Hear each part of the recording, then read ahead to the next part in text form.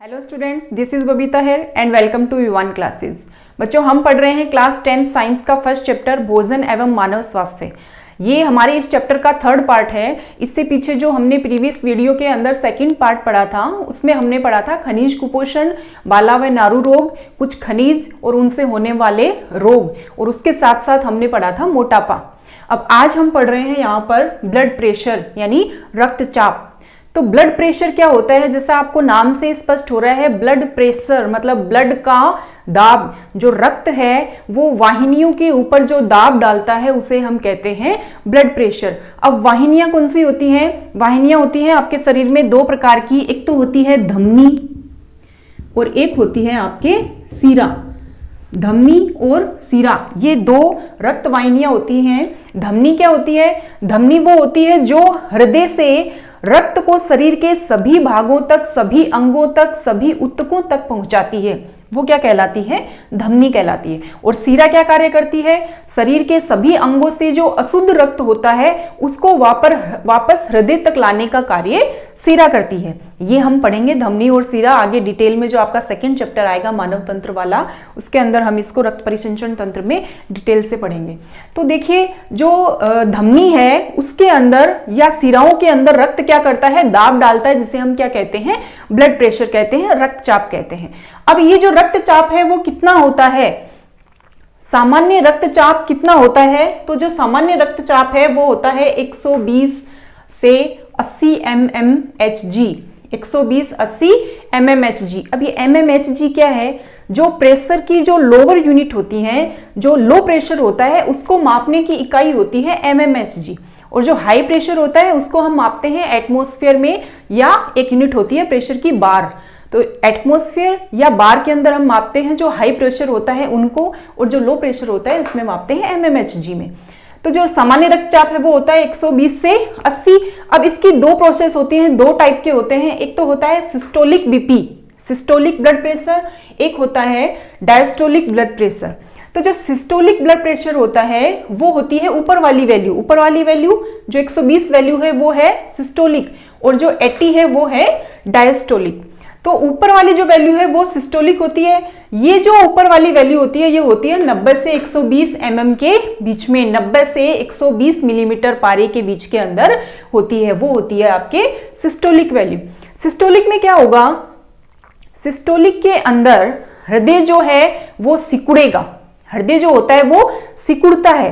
तो हृदय जब सिकुड़ेगा तो जो धमनियां हैं, जो वाहिनियां हैं, उनके अंदर रक्त का दाब बढ़ेगा। जैसे आप एक स्ट्रक्चर से समझिए, जैसे देखिए एक ये बैलून लाइक स्ट्रक्चर है। ये मान लीजिए अपना हृदय है, और ये हैं वाहिनियां, धमनी और सिराएं। अब ये जब हृदय क्या करेगा? ये हृदय जब सिकुड़ेगा तो क्या होगा?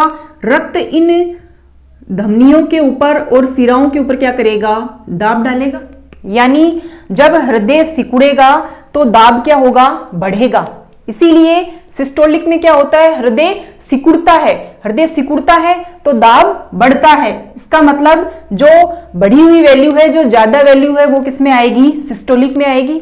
एक तरीके से आप यूं भी इसको याद रख सकते हो, सिस्टोलिक और हृदय का सिकुड़ना, सी से सिस्टोलिक और सी से सिकुड़ना। तो आपको ये याद रहेगा कि सिस्टोलिक में क्या होता है? हृदय सिकुड़ता है, और हृदय सिकुड़ता है तो जो धमनी है उनकी दीवारों के ऊपर दाब क्या होता है? बढ़ता है। लेकिन जब ये तो कौन सी कंडीशन है? सिस्टोलिक कंडीशन है। दूसरा देखते हैं डायस्टोलिक। डायस्टोलिक में क्या होता है? हृदय शिथिल होता है, फैलता है वापस। डायस्टोलिक कंडीशन के अंदर हृदय जो है वो वापस शिथिल होता है। तो शिथिल अवस्था में यहां जो धमनियों के ऊपर जो दाब लगेगा वो कम लगेगा। शिथिल अवस्था में जो दाब लगता है वो कम लगता है। तो देखिए डायस्टोलिक में क्या होता है? हृदय की मांसपेशियां शिथिल हो जाती हैं, और शिथिल हो जाती हैं तो दाब क्या हो जाता है? कम हो जाता है। तो कम हो जाता है तो यहां पर दाब क्या है? 80 mmHg। ये हो गई आपके बात सिस्टोलिक और डायस्टोलिक की। अब देखिए रक्तचाप मापी यंत्र यानी ब्लड प्रेशर को कौन से यंत्र के द्वारा मापा जाता है? तो आप कई बार जब डॉक्टर के पास चेकअप के लिए गए हो तो आपको क्या करता है, वो सबसे पहले आपकी बीपी चेक करता है, और बीपी चेक करने के लिए उसके पास एक मशीन होती है, वो आपके हाथ के ऊपर एक कपड़ा बांधता है, टाइट बांधता है, और एक बैलून लाइक स्ट्रक्चर होती है, उसको हाथ से दबाता है तो आपके हाथ के ऊपर प्रेशर पड़ता है, और उसके मशीन के उसकी जो टेबल होती है, उसकी टेबल के ऊपर एक मशीन होती है, उसके अंदर सुई ऊपर नीचे जाती आती रहती है। तो वो जो यंत्र है वो कहलाता है स्फिग्नोमैनोमीटर। आपको इमेज में शो हो रहा है। तो स्फिग्नोमैनोमीटर से ब्लड प्रेशर को मापा जाता है। अब बात करते हैं जो ब्लड प्रेशर है उसको सबसे पहले किसने मापा था? तो स्टीफन हेल्स नामक एक वैज्ञानिक हैं जिन्होंने सबसे पहले ब्लड प्रेशर को मापा था। किसमें? घोड़े में। फिर ब्लड प्रेशर को सबसे पहले परिभाषित किसने किया, इसको डिफाइन किसने किया? तो सबसे पहले एक वैज्ञानिक है कोपलन। तो कोपलन जो वैज्ञानिक है इन्होंने सबसे पहले ब्लड प्रेशर को परिभाषित किया था। अब बात करते हैं, एक तो होता है लो ब्लड प्रेशर, एक होता है high blood pressure. Low blood pressure क्या होता है? धमनियों में रक्त का दाब कम हो जाता है। लो ब्लड प्रेशर में जो धमनियां होती है उनके अंदर रक्त का दाब कम होता है, तो क्या होता है? लो ब्लड प्रेशर होता है। तो लो ब्लड प्रेशर कब होगा? जब आपके रक्तचाप का मान 110 और 70 mmHg होगा तो वो लो ब्लड प्रेशर होगा। जैसे देखिए लो ब्लड प्रेशर में क्या हो जाता है, जो आपका मस्तिष्क है, किडनी है, इनके अंदर ऑक्सीजन और रक्त का प्रवाह अच्छे तरीके से नहीं हो पाता है, क्योंकि रक्त का दाब क्या हो गया? कम हो गया, प्रेशर कम हो गया, जिससे क्या होगा? मस्तिष्क, किडनी यानी हमारे शरीर के अंगों तक ऑक्सीजन और रक्त सही मात्रा में नहीं पहुंच सकता, जिससे क्या होती है? वो डैमेज भी हो सकती है, ये इसकी हानि होती है। देखिए इसका प्रभाव क्या हो गया? मस्तिष्क, हृदय, किडनी में ऑक्सीजन व पोषक तत्व नहीं पहुंच पाते हैं, जिससे ये अंग क्या हो जाते हैं? क्षतिग्रस्त हो जाते हैं। दूसरा हम बात करते हैं हाई ब्लड प्रेशर की। हाई ब्लड प्रेशर में क्या होता है? धमनियों के ऊपर दाब बढ़ जाता है। धमनियों पे दाब बढ़ जाएगा तो वो हाई ब्लड प्रेशर होगा। हाई ब्लड प्रेशर की वैल्यू क्या होती है? 140 से 90 140-90 mmHg। ये किसकी श्रेणी में आएगा? हाई ब्लड प्रेशर की श्रेणी में आएगा।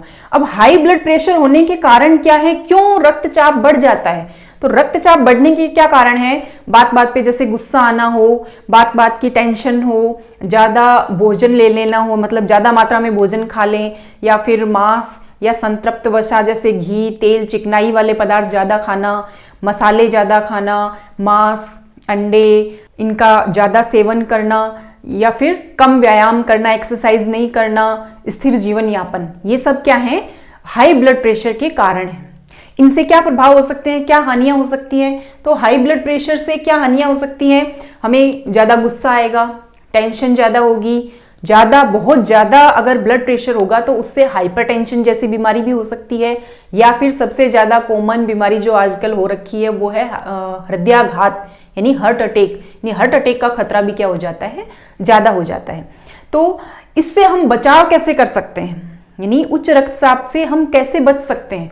तो इससे जो बचाव के तरीके हैं वो सबसे पहले तो है कि आपको पोटेशियम युक्त फूड लेना पड़ेगा, यानी ऐसा फूड लेना पड़ेगा जिसमें पोटेशियम की मात्रा ज्यादा हो। तो हमने जब मिनरल पढ़े थे उसमें देखे थे हमने कि कौन कौन से खाद्य पदार्थ होते हैं जिनके अंदर पोटेशियम होता है, यानी लगभग जो सभी खाद्य पदार्थ हैं उनमें पोटेशियम होता है। दूसरी बात, जो संतृप्त वसा है जैसे घी, तेल, इनका हमें कम यूज करना चाहिए। अधिक से अधिक व्यायाम करना चाहिए, योग करना चाहिए, एक्सरसाइज करनी चाहिए। फिर धूम्रपान व शराब का सेवन नहीं करना चाहिए। धूम्रपान या शराब का सेवन बिल्कुल भी नहीं करना चाहिए। तो ये क्या है? इसके बचाव हैं। तो ये तो आपके बात हो गई ब्लड प्रेशर की। अब नेक्स्ट हम पढ़ते हैं कुछ नशीले पदार्थ। नशीले पदार्थ में सबसे पहले हम देखते हैं गुटखा। तो गुटखा क्या होता है, कैसे बनता है? जो गुटखा है जैसे सुपारी के टुकड़े हैं, कत्था है, चूना है, इन सबको मिलाकर एक मिश्रण तैयार किया जाता है जिसको हम बोलते हैं गुटखा। इसके अंदर क्या किया जाता है? कुछ संश्लेषित खुशबू भी डाली जाती है, जैसे पान की खुशबू है या फिर गुलाब की खुशबू है। तो इस तरीके से इसको तैयार किया जाता है। इससे कौन सा रोग होता है? तो जो गुटखा है उससे रोग होता है सबम्यूकस फाइब्रोसिस रोग। बहुत ही अच्छा क्वेश्चन है, बहुत ही इंपॉर्टेंट क्वेश्चन है, एग्जाम में पूछा हुआ भी है। सबम्यूकस फाइब्रोसिस रोग का कारण है, तो सबम्यूकस फाइब्रोसिस रोग का कारण क्या है? गुटखा। इस तरीके से भी क्वेश्चन आ सकता है, या फिर इस तरीके से भी क्वेश्चन आ सकता है कि गुटखा खाने से कौन सा रोग होता है, तो गुटखा खाने से कौन सा रोग होता है, सबम्यूकस फाइब्रोसिस रोग होता है। या फिर ये क्वेश्चन भी आ सकता है कि सबम्यूकस फाइब्रोसिस रोग के लक्षण क्या हैं, तो सबम्यूकस फाइब्रोसिस रोग होता क्या है, इसके अंदर क्या होता है, गुटखा जो होता है वो मुंह के अंदर बार बार चबाने से मुंह की जो जबड़े की जो मांसपेशियां होती हैं वो कठोर हो जाती हैं और जबड़ा जो है पूरे तरीके से खुल नहीं पाता है। ये जो रोग होता है वो होता है सबम्यूकस फाइब्रोसिस रोग। तो बहुत ही इंपॉर्टेंट है, इसको ध्यान में रखिएगा। फिर नेक्स्ट बात करते हैं हम तंबाकू। तंबाकू भी बहुत ही ज्यादा प्रचलन में आने वाला नशीला पदार्थ है। ये जो है वो निकोटीना टोबेकम नामक जो पादप है वो सोलेनेसी कुल का पादप है और उसकी पत्तियों से प्राप्त किया जाता है तंबाकू। जो तंबाकू है उसकी पत्तियों से निकोटीन नामक एल्कलॉइड प्राप्त किया जाता है। 8% तक निकोटीन इसके अंदर मिलता है।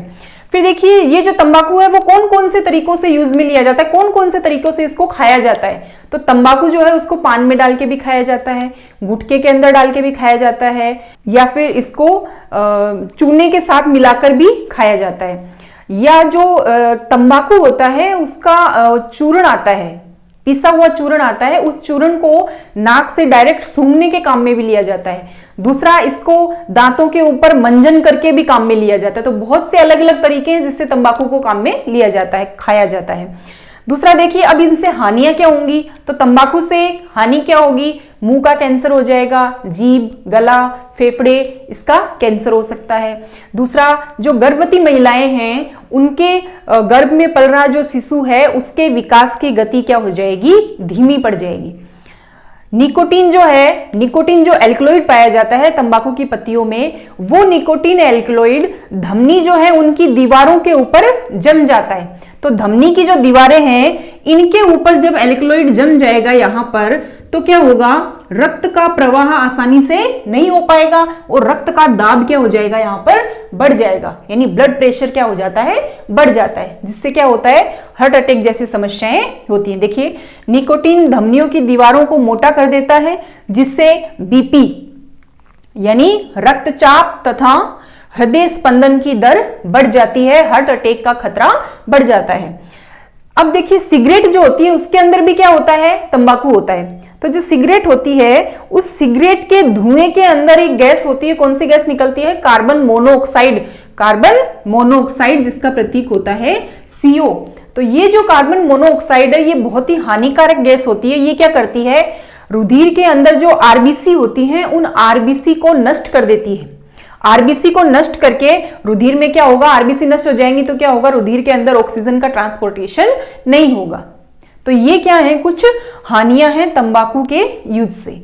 आप इनका स्क्रीनशॉट ले सकते हैं। इसके बाद हम नेक्स्ट पढ़ते हैं। इसके बाद हम बात करते हैं अफीम की। अफीम क्या है, ये भी एक नशीले पदार्थ के रूप में काम में लिए जाने वाला पदार्थ है। ये जो है वो एक प्लांट होता है, पेपेवर सोमनीफेरम। पेपेवर सोमनीफेरम जो प्लांट है उसके फ्रूट से, उसका जो कच्चा फ्रूट होता है उसके दूध को सुखा के बनाया जाता है। देखिए, अफीम पेपेवर सोमनीफेरम के कच्चे फल के दूध के सूखने से प्राप्त होता है। अफीम के अंदर क्या होते हैं, बहुत सारे एल्कलॉइड पदार्थ होते हैं, लगभग 30 प्रकार के एल्कलॉइड इसमें पाए जाते हैं, जैसे मोर्फिन है, कोडीन है, निकोटीन है, सोमनीफेरम, पेपेवरिन। ये बहुत जो प्रमुख जो एल्कलॉइड हैं उनके नाम यहाँ पर लिखे हुए हैं। तो ये क्वेश्चन आया हुआ है कि अफीम के अंदर कौन कौन से एल्कलॉइड पदार्थ पाए जाते हैं। 1 नंबर का क्वेश्चन आपके आ सकता है कि अफीम में कौन कौन से एल्कलॉइड पदार्थ पाए जाते हैं, तो ये आप याद कर लीजिएगा। फिर देखिए, जो अफीम है उसके उपयोग क्या क्या है, यानी भारत के अंदर अफीम कौन कौन से कामों में यूज में लिया जाता है। तो ये ग्रामीण क्षेत्रों में कोई भी खुशी का मौका है, शादी है या फिर कोई गम का अवसर है, उसके अंदर लोगों को मनुहार करने के लिए उनको खिलाया जाता है, उनको परोसा जाता है। दूसरा, जो अफीम है उसका उपयोग ग्रामीण जो महिलाएं थी वो पुराने समय में बच्चों को सुलाने के लिए भी उसका यूज किया करती थी। तीसरा, जो अफीम है उनसे जो एल्कलॉइड हमें प्राप्त होते हैं, मोर्फिन और कोडीन, इन एल्कलॉइड का यूज किया जाता है दर्द निवारक दवा बनाने के लिए। तो अफीम क्या काम में आता है, ये सब क्या है, अफीम के यूज हैं। फिर देखिए अफीम से हमें हानि क्या होती है, लगातार यदि अफीम का यूज किया जाएगा तो व्यक्ति को क्या होगी, उसकी लत लग जाएगी, आदत हो जाएगी। तो अफीम से क्या होता है, शरीर की जो रोग प्रतिरोधक क्षमता है वो धीरे धीरे कम होने लग जाती है, यानी व्यक्ति बार बार क्या होता है, बीमार पड़ने लग जाता है। ये है अफीम के दुष्प्रभाव। अब नेक्स्ट हम बात करते हैं मदिरा यानी शराब की। मदिरा, शराब या एल्कोहल। मदिरा क्या होती है, एथिल एल्कोहल। एथिल एल्कोहल को हम क्या बोलते हैं, मदिरा बोलते हैं, शराब बोलते हैं। इसका फॉर्मूला होता है C2H5OH। अधिक मात्रा में शराब के सेवन से क्या होगा, अधिक मात्रा में यदि शराब का सेवन लिया जाएगा, शराब को पिया जाएगा तो क्या होगा, तंत्रिका तंत्र प्रभावित होगा, शरीर का नियंत्रण खो जाएगा, याददाश्त में कमी हो जाएगी, और सबसे इंपॉर्टेंट बात, एक रोग है वसीय यकृत रोग।